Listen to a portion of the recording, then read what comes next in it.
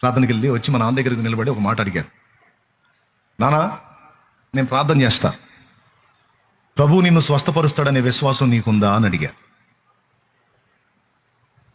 ఆయన నన్ను రెండో మాట అనకుండా, చెయ్యయ్యా, నాకు నమ్మకం ఉంది, ఆయన బాగు చేస్తాడు అన్నాడు.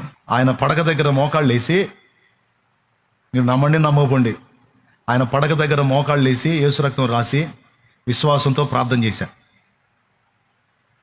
దగ్గర దగ్గర అప్పటికి 80 ఏళ్ళు వచ్చినాయి. దీర్ఘకాలం బతికినట్టే. నరుని ఆయుష్కాలం 70, అధిక బలం ఉంటే 80. దేవునికి స్తోత్రం. 70 దాటాడు. కానీ మరి తండ్రిగా అందులో నాకు మంచి సెంటిమెంట్, ఆయన మంచి ఫ్రెండ్, తండ్రి మరియు స్నేహితుడు కూడా.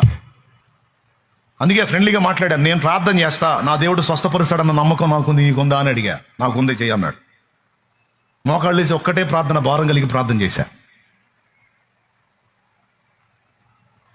ఒక తెల్లవారుజామున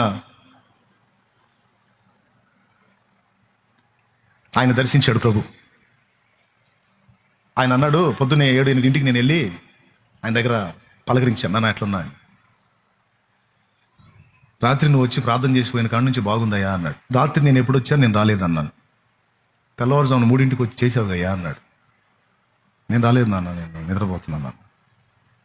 భలేవాడివే, వచ్చావుగా,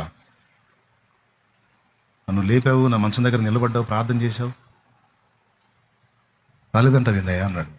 నిజంగా నేను రాలా, నిజంగా రాలేదు నాన్న నేను. మరి ఎవరు వచ్చారు? ఆయన వచ్చాడు. ఆ దెబ్బతో బాగుపడి లేచి 8 సంవత్సరాలు ఇక మళ్ళీ సైకిల్ దొక్కుతా తిరిగాడు. కదలకుండా పడిపోయినాడు. మళ్ళీ సైకిల్ దొక్కడం మొదలు పెట్టాడండి. 3 లక్షల డబ్బులు ఎటుపోయినాయి, 1.5 లక్ష స్పాట్ కట్టడం ఎటుపోయింది, 15 రోజుల తర్వాత కానీ చెప్పలేమన్న మాట ఎటుపోయింది. పాపం డాక్టర్ తప్పు లేదు, వాళ్ళు వైద్య శాస్త్రం ప్రకారం వాళ్ళు చెబుతారు. మరి మన దగ్గర ఉండాలిగా సౌండ్. మరి ఏం చేయాలా? ఒక్క రాత్రి తెల్లవారుజామున ఆయన్ని దేవుడు స్పర్శించాడు. తర్వాత కొన్ని సంవత్సరాలు ఆయన తిరుగు లేకుండా జీవించాడు. 2 ప్రార్థనలు. ఒకటి, ఇంకా కొంతకాలం ఆయన జీవించాలని నేను కోరుకుంటున్నాను. ఇన్ని సంవత్సరాలు కష్టపడి మమ్మల్ని పోషించాడు ఆయన. కొన్ని సంవత్సరాలైనా నేను ఆయనకు సేవ చేయనట్లు ఆయన బతకని అని అడిగా. ఇన్నాళ్ళు మమ్మల్ని చూశాడుగా, మాకు రెక్కలు తెచ్చాడుగా, నువ్వు ఆడుకున్నావుగా ఆయన్ని. మరి ఆయన దగ్గర నేను అనుభవించాను, పొందాను ఆనందాన్ని, ఆయన సేవ పొందాను. నేను కొంతకాలం ఆయనకి సేవ చేయాలి, ఆయన బ్రతకని అంటే పర్మిషన్ గ్రాంటెడ్ అన్నట్టు ఓకే చేశాడు. తర్వాత